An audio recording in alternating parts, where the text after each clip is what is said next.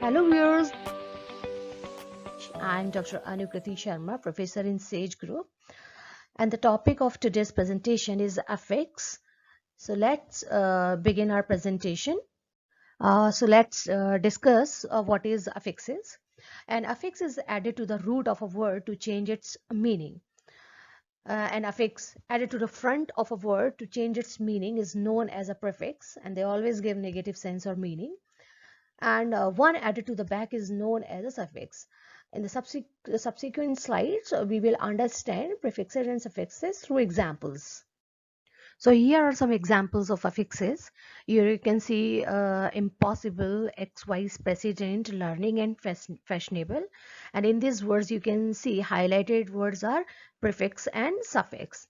In the first two examples, you can see M and X is the prefix because it is added to the beginning of a word. And in the last two examples, learning and fashionable, you can see ing and able is a suffix because it is added to the end of a word. So these are some examples of affixes. Some more examples. You can see here some words: unsatisfied, misleading, irregular, and illegal. In these four words, you can see highlighted words are prefixes, and in the last five examples: jumped, starting, learning, regularly, and selfishness. Here you can see the highlighted words are suffix because it is added to the end of the word. Most common prefixes here, although we have so many prefixes, but most commonly used prefixes are dis, in, im, and un. Dis means not, for example, discontinue and dislike. In means not and without. Here are some examples of in, incomplete and inadequate. Im also means not and without. Here you can see the example: impossible and immortal. Un means not. Here you can see the example of unauthorized and unimportant. Most common prefixes are, and here we will discuss most common suffixes, and the most common suffixes are ed, ing, ly, and es. Ed shows past tense, for example, danced and jumped. Ing is a verb form, we can adding ing, we can make present participle and gerund. And ly is the adverb ending, and s or es we use at the end to show the plural word. Some facts about affixes we should care, or we can say there are some good reasons to know about affixes. So we can use affix to reduce the word count in a sentence. You can see the example: not sure. These are two words, but instead of not sure, we use unsure. We are reducing the word count. The second example is check again. Instead of check again, we can use recheck.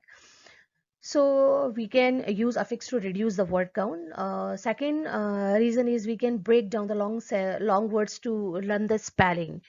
Here you can see the example: uh, pseudo hypoparathyroidism.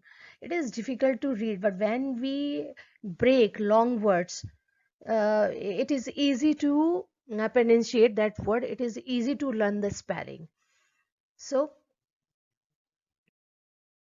Uh, another reason to use affix, we can break down the long words to comprehend their meaning. Here you can see the example: unmanageable.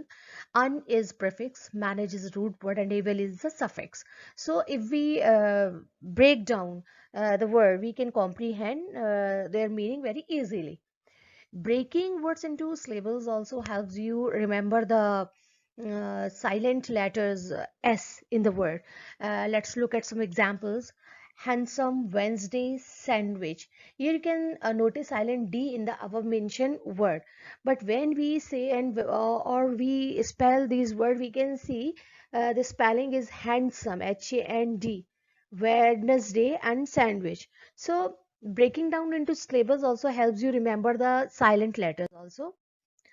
Last but not least, the reason is we can make opposite by adding prefixes to the root words. You can see the example: happy, If we add prefix un, it become opposite of the happy, and comfortable ka uncomfortable. So viewers, thank you so much for watching this video. See you soon with new presentation.